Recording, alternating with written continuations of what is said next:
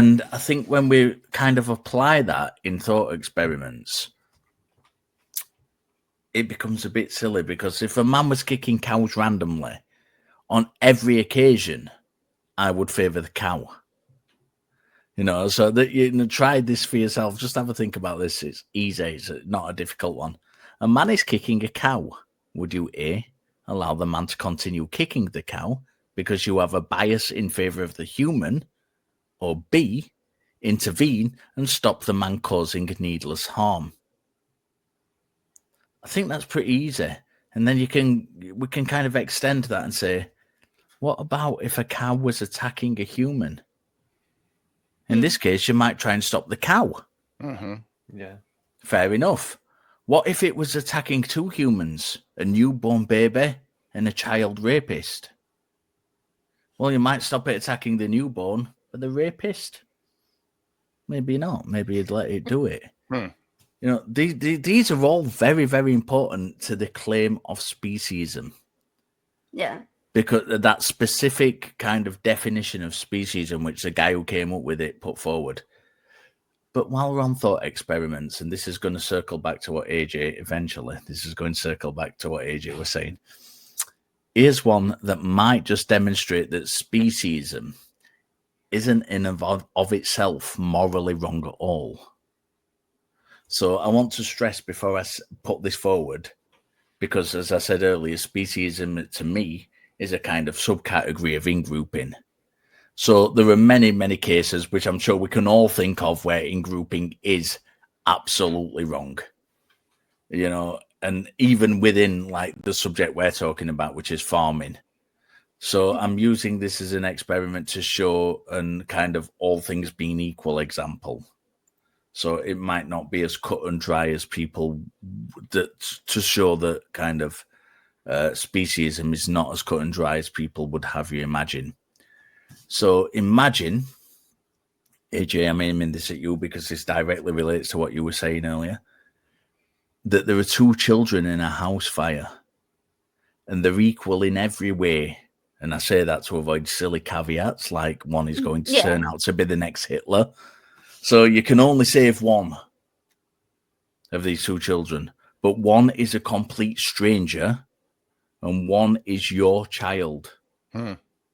Is it morally wrong to choose the child, your own child, over the stranger? I would suggest that it's not. I would suggest attempting to save any of them is a virtue and letting both die is wrong. But choosing A over B, even though you have a connection to A, is no more morally repugnant than choosing B over A.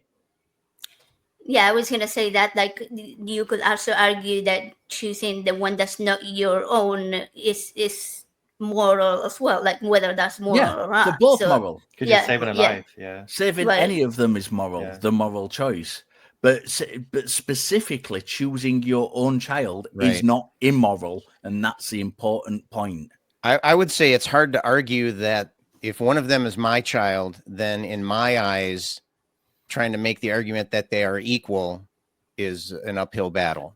Yeah, that's a different thing. But we're using strict parameters here to try and kind of make a point. So. I mean, if I were in that situation and I truly judged the two children to be equal, even though one of them was mine, maybe I had a child. I mean, I happen to be very lucky and I have two incredible children. But let's say I had a child that for some reason I absolutely hated or whatever, enough so that it brought that person in my mind on par with a random stranger.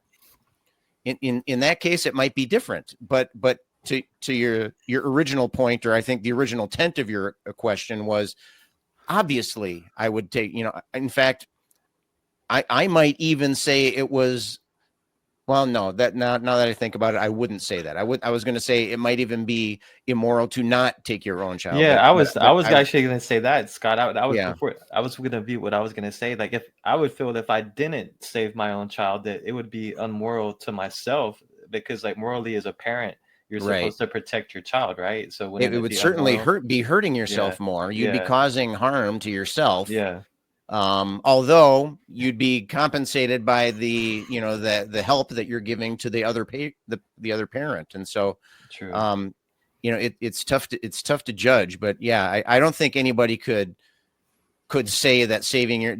Have you found people? Is that do people say that it would be immoral to take your own child? No, this is part of a. This is the first part Oh, of okay. a All bigger right. thought experiment. So I'm Gotcha. glad you're discussing it so much already. Though. Yeah. So- Real quick, I would say that I think what the thought experiment is doing in relation to the vegan conversation is to say that we will always choose our own species, like our own children, Mhm. over other species. Like There is and more is that to it, immoral? AJ. Hold your horses. There's more to it. Okay. All right, go on. So now we're going to move on. Now we've kind of established that it's not immoral to save your own child.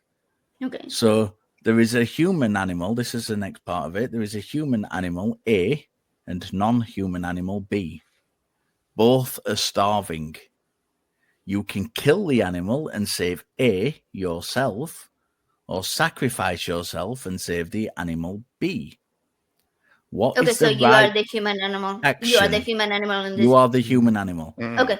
What Sorry, is the yes. right action?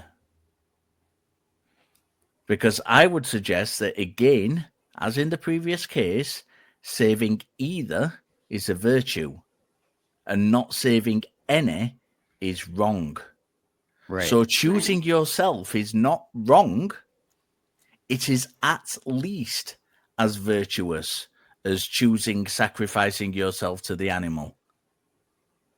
Right, and ultimately it will be a personal sort of. You will use your own personal opinion and experiences in what decision you make. But is it immoral? Yeah, no, I agree that neither one would be immoral. Right. And I think that, I mean, of course, it's going to boil down to, how exactly are you defining virtue and how exactly are you defining vice and that kind of thing.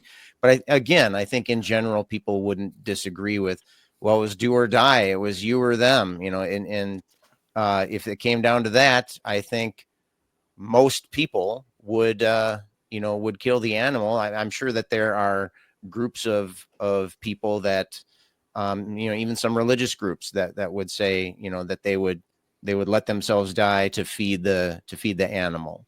Yeah.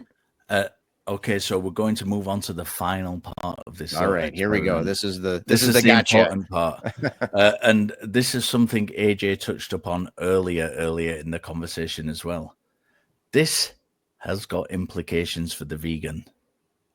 So many vegans, and I've got to stress, not all, although AJ said earlier that most vegans would argue that if starving, they would eat an animal to survive.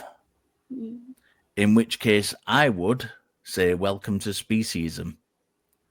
So let's magnify that. What about farming animals when we're not starving? That's a totally different question, isn't it? Yeah. But I would say not at all. Because even en masse, the answer is still the same. It's not immoral to kill an animal to eat. You might argue, and you might have a case, that refraining from killing animals is more moral than killing them for food. But you can't, if you agree with both of the previous steps in this argument, which most vegans, as AJ said earlier, and in my experience as well, do say, you cannot argue that it is immoral to kill animals for food. So by far the biggest ethical, this leads me to this, and the overall picture of this.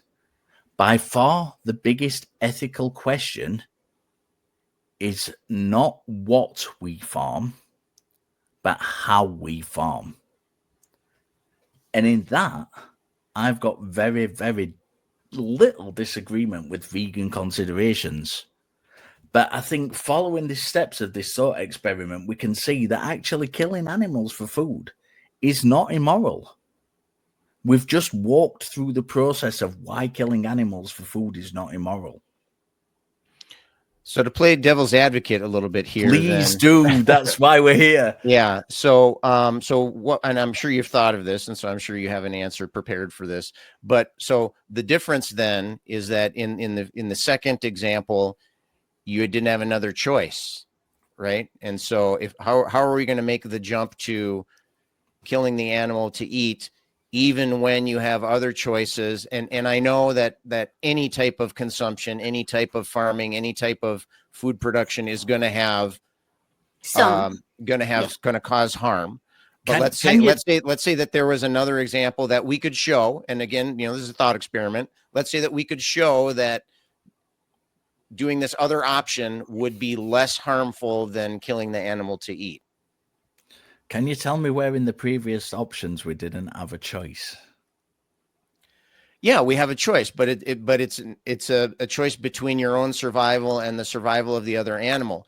In the last option, if we had an option to not kill the animal, there is a branch on that tree that leads to us and the animal both living. Yes, there is, and that is exactly why I put in that last option that we can argue that it's ethical to let me think of how I worded this. You can argue that refraining from killing animals is more moral than killing them for food. Mm-hmm. You can make that argument, but you can't make the argument that it is immoral to kill an animal to eat. And they're two different positions. So are you saying that there's a threshold of morality then? Okay, that above this point is immoral, below this point is okay, kind of a thing?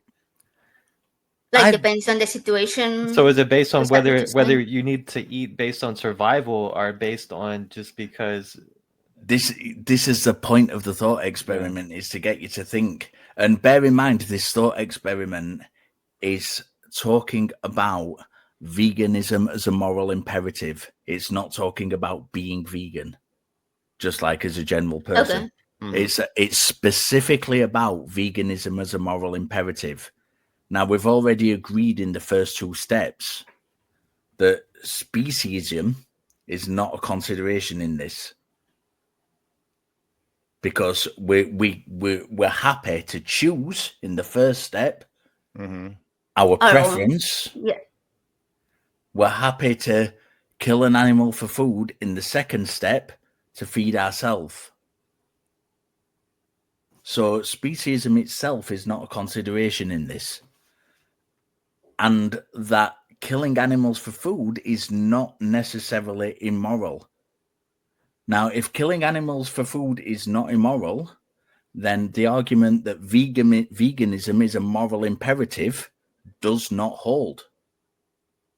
Yeah, because if I say, like I said earlier, if you have a tribe that relies on any kind of meat that they hunt or fish to survive, then I will be like, well, it's morally okay for them to eat meat. Then that means that I am giving up all of my argument for morality towards animals, and I am saying, you know what, it is no longer a moral argument. So I can't use it for this situation, but not for that one.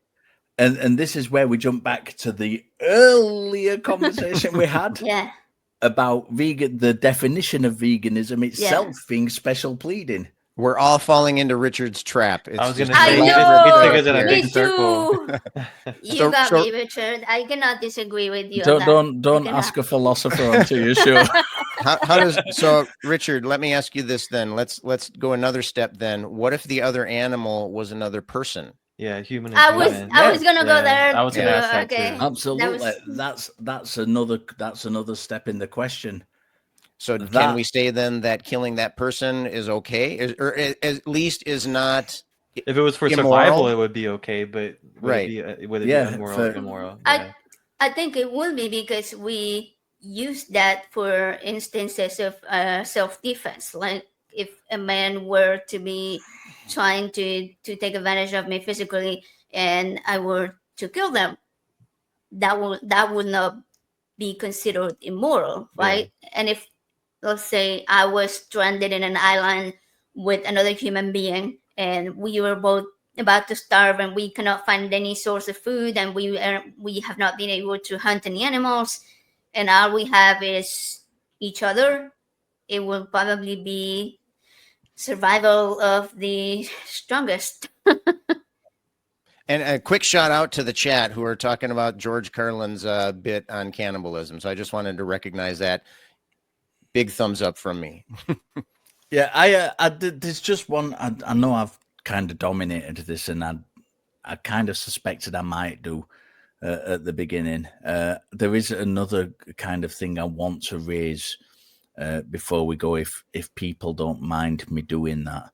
And if there's any direction you guys want to take it in, feel free, because I don't want to railroad it as much as I have done. Richard, we all just love listening to you, so go for it. Let's hear it. Bullshit, man, Scott. No, I am not bullshitting you at all.